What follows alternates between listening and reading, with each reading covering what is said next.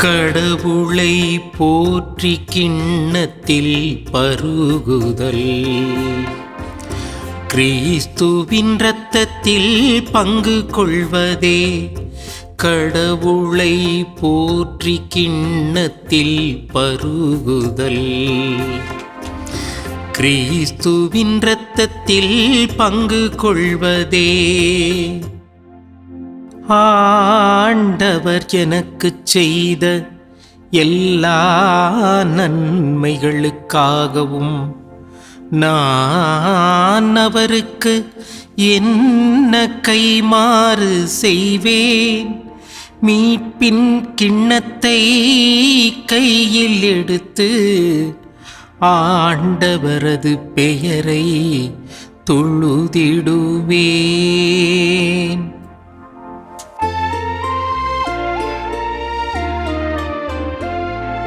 கடவுளை போற்றி கிண்ணத்தில் பருகுதல், கிறிஸ்துவின் இரத்தத்தில் பங்கு கொள்வதே. கடவுளை போற்றி கிண்ணத்தில் பருகுதல், கிறிஸ்துவின் இரத்தத்தில் பங்கு கொள்வதே. இயேசு கிறிஸ்துவில் பிரியமுள்ள அன்புமிக்க சகோதர சகோதரிகளே, தினம் ஒரு திருப்பாடல் என்கின்ற நிகழ்ச்சியின் வழியாக உங்களை சந்திப்பதில் நான் பெரும் மகிழ்ச்சி கொள்கிறேன். இறைவனின் ஆசீரும் அருளும் என்றும் உங்களோடு இருப்பதாக.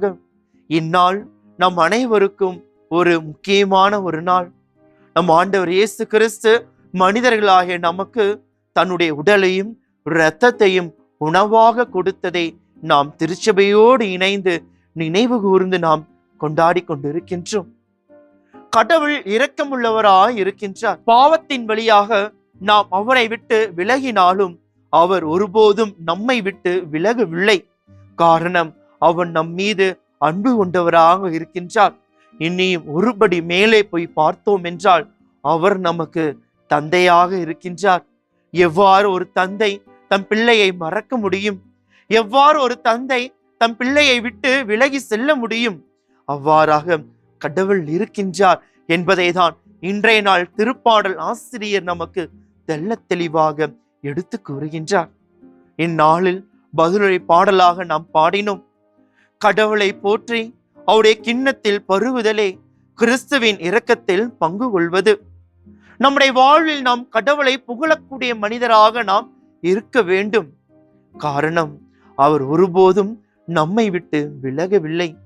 அவர் ஒருபோதும் நம்மை மறக்கவில்லை, மறந்து விடவும் இல்லை. நிறைய நேரங்களில் நாம் நம்முடைய வாழ்வில் கடவுளை மறந்து இருக்கின்றோம். மறந்து கடவுளுக்கு விருப்பம் இல்லாத செயல்களை நாம் செய்திருக்கின்றோம். நம்முடைய வாழ்க்கை அவ்வாறாக இருந்திருக்கின்றது. இருப்பினும் கடவுள் நம்மை மன்னித்து திரும்பவும் ஏற்றுக்கொள்ளுகின்றார். காரணம், அவர் நம் மீது அன்பாய் இருக்கின்றார்.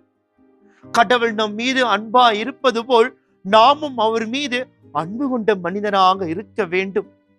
அந்த அன்பிற்கு எடுத்துக்காட்டாக வந்தவர் தான் நம் ஆண்டவர் இயேசு கிறிஸ்து.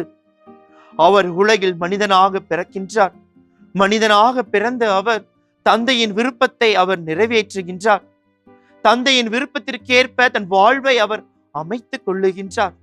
அது மட்டும் கிடையாது, மனிதர்களாகிய நாம் எவ்வாறு வாழ வேண்டும், எத்தகைய செயல்களை நாம் செய்ய வேண்டும், நம்முடைய வாழ்க்கை எவ்வாறு நாம் அமைத்துக் கொள்ள வேண்டும் என்பதை நமக்கு அவர் கற்றுத் தருகின்றார். நாம் பெற்ற அந்த வாழ்வினை இழந்து விடாமல் இருப்பதற்காக நாம் என்னென்ன செய்ய வேண்டும் என்பதை அவர் நமக்கு தெரியப்படுத்தியிருக்கின்றார். அதை நாம் அறிந்த மனிதர்களாக இருக்கின்றோம், தெரிந்தவர்களாக இருக்கின்றோம். அதை நாம் வாழ்வில் செயல்படுத்தி கொண்டு இருக்கின்றோமா? கடவுளை போற்றுவது, கடவுளை புகழ்வது வெறுமனே நம்முடைய வாயால் மட்டும் கிடையாது. அதை நம்முடைய செயல்களிலும் நாம் காட்ட வேண்டும். அதை நம்முடைய செயல்களில் நாம் காட்டுகின்ற போது மட்டுமே அது உயிரோட்டம் மிக்கதாக இருக்கின்றது. அது வாழ்வாக மாறுகின்றது. நம்முடைய வாழ்வில் ஒன்றாக அவர் இணைக்கப்படுகின்றது. எவ்வாறு அந்த திருப்பாடல் ஆசிரியர் தன் வாழ்வில் எத்தனை பிரச்சனைகள் வந்தாலும் அவர் கடவுளை புகழ்ந்த மனிதனாக இருக்கின்றார். காரணம், அவர் கடவுளின் இரக்கத்தை உணர்ந்திருக்கின்றார், தெரிந்திருக்கின்றார், அறிந்தவராக இருக்கின்றார். அறிந்த அவர் வெறுமனே தன்னுடைய சிந்தனையில் மட்டும் அதனை வைத்து நிறுத்தி விடவில்லை. மாறாக தன்னுடைய வாழ்வில், தன்னுடைய செயல்களில், தன்னுடைய வாழ்க்கையில் அவர் அதை செயல்படுத்துகின்றார், அதை வாழ்வாக்குகின்றார், வாழ்ந்து காட்டுகின்றார். நாமும் அதேதான் செய்ய வேண்டும்.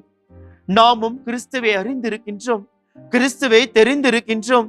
கிறிஸ்து இத்தகைய வாழ்வினை எவ்வாறு வாழ வேண்டும் என்பதை நமக்கு தெரியப்படுத்தியிருக்கின்றார். அதை அறிந்த மனிதர்களாக இருக்கின்றோம். நாமும் அதனை வெறுமுனை நம்முடைய சிந்தனை அளவில் மட்டும் வைத்து நிறுத்தி விடாமல் கடவுளுக்கு உகந்த மனிதராக நாம் வாழ வேண்டும். கடவுளுக்கு உகந்த பிள்ளையாக நாம் இருக்க வேண்டும். அனுதினமும் அந்த கிறிஸ்துவின் உடலையும் இரத்தத்தையும் அந்த திருப்பலியில் பெறக்கூடிய நாம் அவராக மாற நாம் முயற்சி செய்ய வேண்டும்.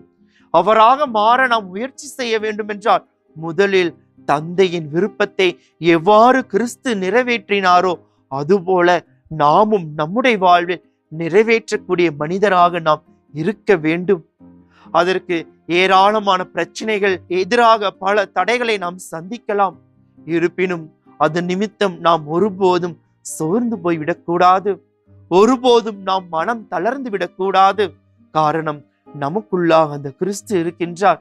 நம்மிடம் அந்த கிறிஸ்து கொடுத்த மீட்பானது இருக்கின்றது. அந்த மீட்பை உயிரோட்டம் மிக்கதாக மாற்றுவது நம்முடைய கைகளிலும் நம்முடைய செயல்களிலும் தான் இருக்கின்றது.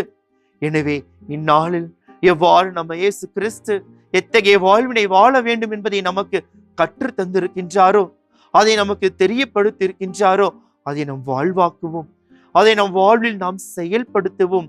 அப்பொழுது கிறிஸ்துவோடு இணைக்கப்பட்ட நாம் அவருடைய அந்த மகிழ்ச்சியும் இணைந்த மனிதராக நம்மால் இருக்க முடியும். அதுவே கடவுளை போற்றுவதற்கு உகந்த செயலாக இருக்கும். அதுவே நம்முடைய வாழ்வில் கடவுளை புகழ்வதற்கு உகந்ததாக இருக்கும். எனவே இந்நாளில் கடவுளை புகழ்வதற்கு, கடவுளை புகழ கடவுளுக்கு விருப்பமுள்ள செயல்களை செய்வோம். அத்தகைய இறை ஆசிரை நாம் வேண்டுவோம். ஜெபிப்போமாக. எங்களை அனுதினமும் ஆசிராலும் அருளாலும் நிரப்பி பாதுகாத்து வருகின்ற அன்பு தந்தையே இறைவா, இந்த ஒரு புதிய நாளினை கொடுத்து உம்முடைய ஆசிரை எங்களுக்கு வெளிப்படுத்தியதும் உம்முடைய இரக்கத்தை எங்களுக்கு தெரியப்படுத்திய மேலான கிருபைக்காக இந்நேரத்தில் நாங்கள் குடும்பமாக இணைந்து உமக்கு நாங்கள் நன்றி சமர்ப்பிக்கின்றோம். அன்பு தந்தையே இறைவா, உம்மை போற்றக்கூட மனிதராக நீர் எம்மை மாற்றுவீராக. உம்முடைய போற்றுவது வெறுமனே எங்களுடைய வாயால் மட்டும் இல்லாமல் அதை எங்களால் செயல்களிலும் எங்களுடைய வாழ்விலும் பிரதிபலிக்க நீதாமே எங்களுக்கு துணை புரிவீராக. நீதாமே ஆசிராலும் அருளாலும் நிரப்பி எங்களை திடப்படுத்துவீராக. எங்களுடைய வாழ்வில் நாங்கள் எதை செய்ய வேண்டும், தகுந்த செயல்கள் எது என்பதை நீதாமே எங்களுக்கு தெரியப்படுத்தியருளும். நீதாமே அதற்குரிய ஞானத்தையும் அறிவையும் விவேகத்தையும் புரிதலையும் கொடுத்து உம்முடைய தூய ஆவியார் வழியாக எங்களை வழிநடத்தியருள வேண்டும் என்று எங்கள் ஆண்டவராய கிறிஸ்து வழியாக உம்மை மன்றாடுகின்றோம். ஆமென்.